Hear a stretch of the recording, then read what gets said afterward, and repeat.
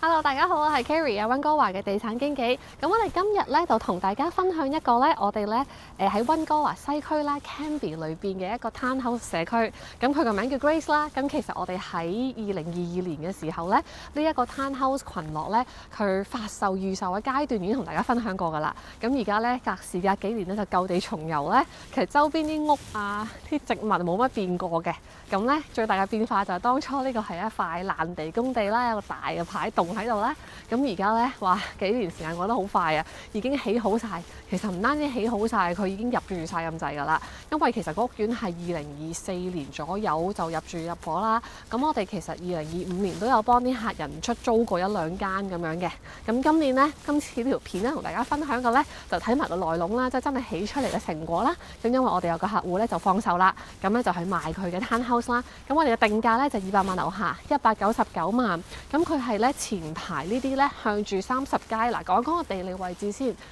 後邊嗰度就係 Cambie 啦。嗱，我哋呢一條係30街啦，係內街嚟嘅 W30街。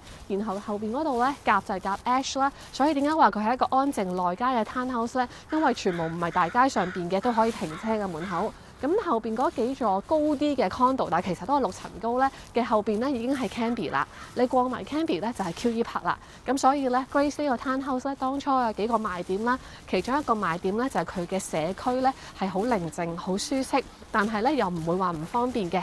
因為咧過條馬路你已經可以行到去嗰個 King Edward 嘅 SkyTrain 站啊，咁邊係春秋火鍋啦，咁佢特別中意食嘅時候去嗰度食火鍋啦。嗱，咁屋苑嘅話咧，我哋今次同大家分享嘅呢一個 listing 咧係前邊少少，就係呢一邊南北向嘅。咁佢嘅特色咧就係 Cambie 或者喺溫哥華西區裏面依家新嘅 townhouse 咧好少有嘅咧，就係獨棟都係自己嘅。因為依家咧新啊呢10年內啊或者呢5年內好多 townhouse 咧，即係佢為咗最大個利潤化啦，咩面積啊嗰啲咧，佢會將個 vertical 嘅空間咧拆開做下邊一個咩單位，一個咩 garden flat， 跟住樓上啊就係 townhouse 啦。咁所以咧你永遠就好似係除咗行樓梯之外，你又去唔到車房啦。咁我哋呢間嘅優點咧就係成個 vertical 空間都係你自己嘅。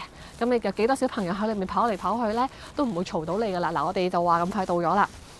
我哋係659 W30街，有自己嘅門牌號碼，就唔係好似傳統我哋有時見到啲 Richmond 嘅 townhouse 啦，永遠都係幾多號幾多號咁樣啦。咁然後咧嗱，大家見到嘅咧，其實咧係2層，其實後邊仲有1層嘅。咁我哋門口入去就已經係客飯廳啦，中間呢一層咧就係2房加書房，然後再高啲咧就有1層咧係主人房全層嘅，仲有個露台，跟住再加埋個天台。咁除此之外咧，亦都係直通去下邊嘅車房咧，就有 side by side 嘅雙車房啦，同埋咧仲有2個大 locker 係可以擺嘢嘅。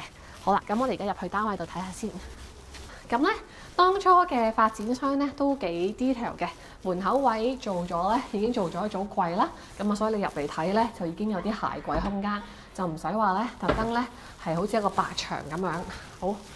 咁然後咧嗱，傳統嘅 townhouse setting 啦，就係比較長條型少少嘅。咁但係咧呢一個嘅闊度咧，如果相對 Richmond 就肯定會大家會覺得窄啲啦。但喺西區標準嚟講嘅話咧，其實都 OK 嘅。嗱，我哋門口入嚟呢個位咧可以做餐台位啦。我哋而家咧係 staging 嚟嘅，業主已經搬走咗，就係細啲嘅台啦。但係其實你想放長台都夠空間嘅。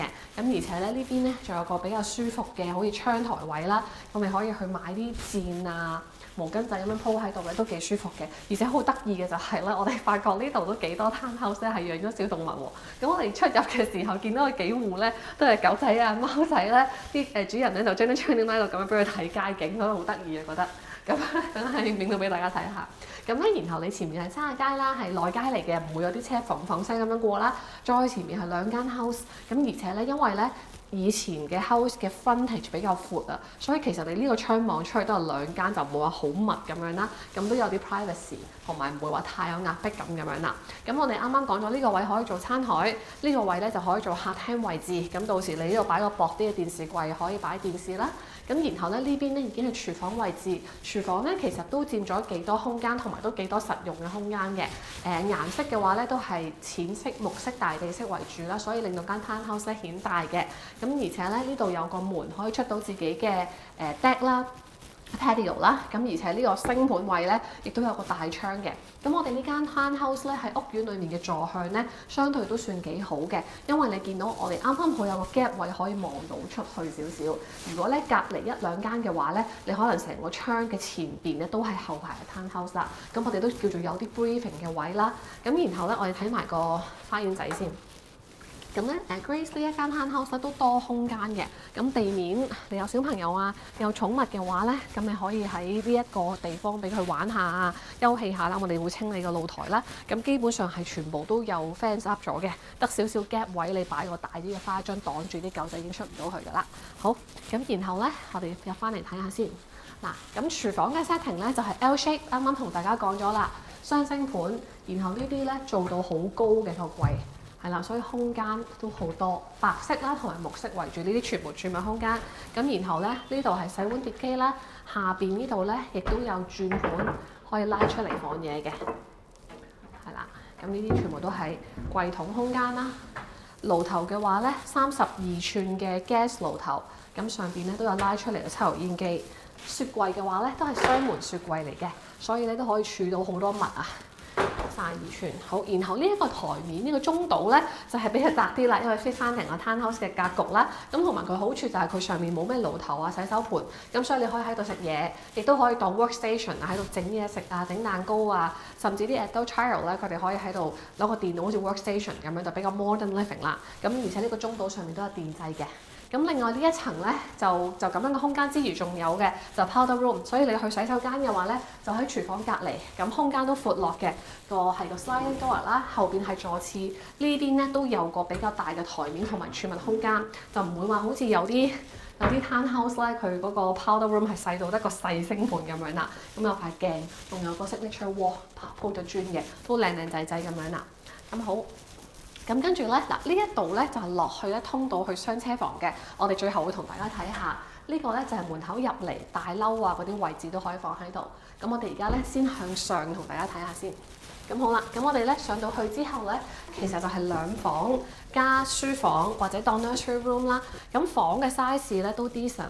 咁呢一間房咧就向翻北邊啦，咁有一個 breathing area 睇到雪山景，而且你見我哋 stage 咗咧係好似兒童房嘅 setting 啦，又買呢個區咧好少話係一個 couple 嘅，通常都有小朋友啊，係一個 growing 嘅一個好方便嘅地方啦。因為如果講方便嘅話，其實呢個都可以同大家分享下咧，因為 Grace 後邊啱啱我哋咧再直行前邊咧就已經係 BC Children's Hospital 嘅。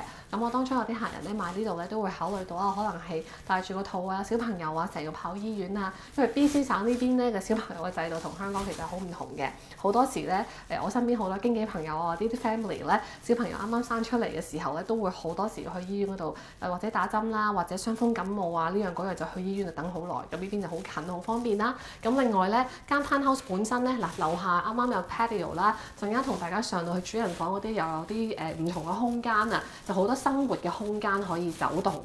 咁除此之外咧，當然校網嗰啲就陣間再同大家講啦。好啦，講埋呢間房咧，越講越遠啦。嗱，有山景啦，呢邊啦，後邊就係雙門大衣櫃。你好似呢啲房嘅話咧，你呢一個位咧已經可以咧俾小朋友做一個細細啲嘅書台空間啦。咁都闊落嘅，呢啲 staging 嚟嘅。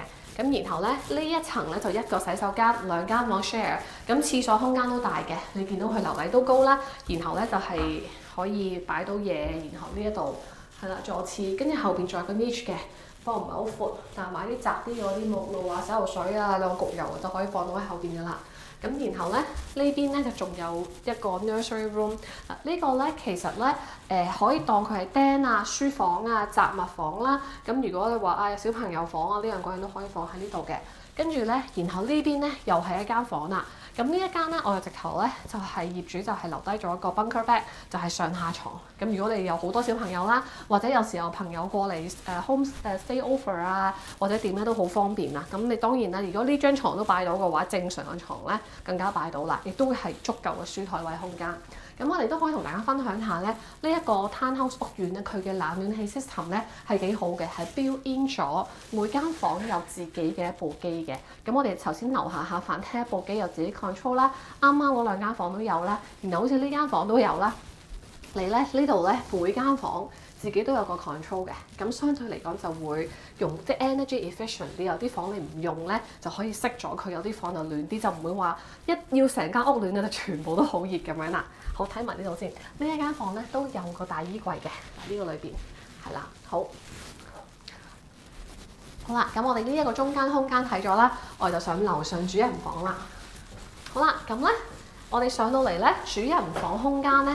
咁就係咧，我睇到好多西區嘅 townhouse 裏邊咧，我自己真係覺得做得幾好㗎，就一來係空間好合理，有時有啲會過大啦，或者係無啦啦有個好奇怪位，你唔知我哋做書台定點，呢間好合理，完全可以擺 king size 床，我哋呢個 queen size 加床頭櫃，咁而且咧採光非常之好，呢度係向南嘅，所以咧你唔使怕冇陽光，咁而且亦都冇嘢擋啦，我哋基本上呢個高度咧已經高過前面啲舊啲嘅 house 啦，嗱前邊已經係㗎啦，點解話呢間 townhouse 咧好多特點同埋方便咧？我哋啱啱講咗佢近 QE Park 啦，然後嗱後邊嗰度已經係醫院啦，有需要嘅時候，尤其係細個小朋友容易病嘅時候，可以經常即係比較方便啦。另外前面已經係 Oakridge 㗎啦，咁所以咧當然佢而家係未建成啦，當初仲話2024年起好，而家2026啦。咁當然啦，我估佢而家咁嘅狀態，不過唔緊要，會起好嘅。咁所以咧，等佢起好埋，你更加方便啦。你基本上行路20分鐘，或者你揸車嘅話5分鐘，已經係所有嘢有齊晒喺嗰度㗎啦。咁所以好方便嘅。好啦，嗱呢一個咧係主人房自己家長成人嘅空間，你可以擺2張凳啊咁樣啦。咁呢個上邊咧仲有天台嘅，同大家去睇埋。嗱而且採光好好，你見到成個玻璃啦。包括呢度樓梯位都有玻璃，所以變咗咧，你嗰個係啦，我感受會好好啊。OK， 好。嗱，啱啱講咗個取暖啦，上到主人房又有自己嘅一 set 冷暖氣，嗰個調校嘅一個控制器喺度啦。咁上面都有主人房個 alarm system， 樓下都有嘅，你就可以唔使話次次落到去下邊校啦，呢邊都可以校。然後 walk-in closet 都好大。正方形嘅，有燈，非常之 good size， 同埋好實用，可以用到啦。主人房嘅洗手間都好四正嘅，咁係磨砂玻璃，可以開窗通風，所以唔係黑廁。然後咧做得好靚嘅雙星盤啦，分得好開。咁下邊咧其實係有好多儲物空間嘅，佢兩個都有2格櫃桶，係啦。咁女士咧一定好中意啦，因為你可以放好多嘢啦，包括呢一度都全部咧係可以愛嚟，呢個係 fix 嘅喎，我開唔到。係啦，都可以愛嚟放嘢啦。咁然後咧，座廁喺右手邊啦。呢度咧就係有個嘅企缸。咁企缸嘅話咧，成個咧都係 tile 嚟嘅，無框玻璃，有個大 rain head， 亦都有個細嘅 handheld shower， 後邊都有嘢可以放到。咁成個洗手間咧，除咗天花板，全部都係鋪咗磚嘅。咁所以當初其實發展商咧都落足料嘅，做得唔錯嘅。好啦，咁我哋睇完呢一度咧，就上埋去啦。咁主人房呢度都有門可以閂嘅。所以你唔使驚話下邊聽到。好啦，咁咧我哋最後咧就同大家上埋去睇天台空間啦。咁我哋咧係屬於咧呢一個 townhouse 屋苑裏面咧最高嗰一排嚟嘅。咁所以咧你一上到嚟咧已經高過晒我哋後邊一排啦，同埋左右嗰啲噶啦。咁你有一個好靚嘅成個我哋北邊嘅山景。除此之外咧，你呢一條樓梯上嚟都會。上面有天窗啦，好光猛啦。咁咧同大家咧出去咧天台睇下啦。咁天台咧唔會話咧超級大到用唔到。咁咧就係咁樣咧，南北通透都幾好嘅。我中意嘅係佢個高度，因為你上到天台即刻咧就哇感受到好舒適啊！成個山景喺你後邊。我哋溫哥華其實 Carrie 住咗咁多年咧，都係最中意就係個山景，真係覺得好靚啊，而且好易認啊。因為咧，只要咧你想知道係方向嘅話咧，成排山喺後邊做 backdrop 咧就係北邊啦。嗰度已經係downtown啦、西溫啦、北溫啦咁樣啦，係咯，好靚喎。咁而且最正點講咧？個舒適個感覺最得意嘅就係佢唔係話乜嘢都冇咯，係有啲屋喺你前邊。咁依家咧我哋仲未到初春啦，咁遲啲啦，我諗過多2-3個禮拜咧，你見而家好多嗰啲乾枯咗嘅植物咧，生咗啲樹木啊、櫻花出嚟嘅話咧，應該都會好靚嘅呢個區。咁咧，當初發展商咧喺交樓標準嘅時候咧，都咧每一戶咧同你整咗呢啲係咩嚟嘅？金屬桶再加埋植物嘅，咁佢慢慢會長啦。咁呢邊向南啦，就啱啱同大家講咗咧 Oakridge Mall 就喺前邊啦。嗱，後邊嗰度好多樹咧係 QE Park 噶啦，所以你要帶小朋友去玩啊，同寵物去散步啊，你咁樣行過去望都已經望到啦，非常方便。好啦，咁好啦，咁呢個天台又同大家睇完啦，我哋咧就而家落翻去睇埋更加好實用嘅，就係呢個叫做車房空間、車位空間。啱啱未講洗衣房嘅，洗衣房嘅位置好合理，啱啱就喺2層居住層嘅中間。咁呢一度就小朋友房啦，樓上就係主人房啦。咁佢就喺中間呢個位嘅，咁所以咧就啲衫搬上搬落，相對嚟講都方便，即係唔會話幫你擺喺最底嗰層或者係最高一層咧，就冇咁方便啦。好 ，OK。有幾多堂樓梯啊？好多堂。4堂樓梯喎。係。所以係一個 growing family 嘅選擇咯。老人家就真係唔使諗啦，肯定就係 for 即係有心喺呢個社區住得耐嘅，由小朋友可能陀 BB 或者係陀完啦，之後開始生個小朋友開始咧，屋企係咪2、3個小朋友走上走落啊，好開心嘅感覺啊！做下運動咯。係啊，我都需要做下運動啊，喘晒氣啦。咁首先呢度咧有個熱水缸啦，係超級大嘅熱水缸咧，絕對係一個賣點嚟嘅。你屋企咧，即係就算你住埋啲老人啊，然後又有 guest 過嚟咧，都唔使驚話冇熱水，因為呢個係超級大嘅，係比正常大好多嘅。呢個幾多安士啊？唔係安士，唔係嗰個加侖啊？係加侖，sorry，幾多加侖啊？呢個啱啱睇咗係80 gallon 嘅，係啦，呢個真係屬於比較大㗎啦。咁亦都係 energy efficient 嗰啲啦。咁所以你屋企有好多人住咧，狂沖涼可以。狂沖涼用熱水都唔使驚話用下冇咗熱水，點解啲水唔熱嘅咁樣啦？咁亦都係好大嘅機房啦。好啦，咁跟住咧呢邊都有 security system 啊，因為你呢度咁樣入嚟㗎嘛。